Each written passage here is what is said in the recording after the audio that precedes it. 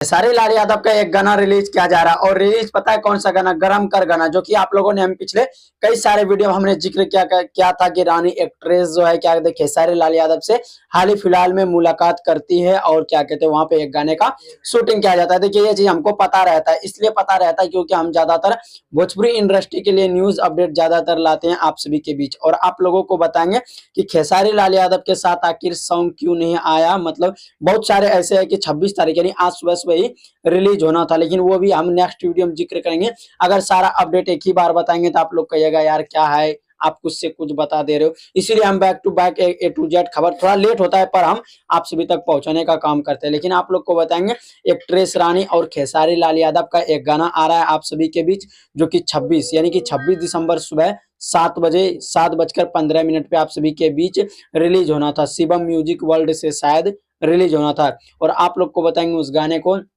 गाते हैं खेसारी लाल यादव और शिल्पी राज, और क्या कहते हैं राइटर इसके जो म्यूजिक देते हैं आर्या शर्मा।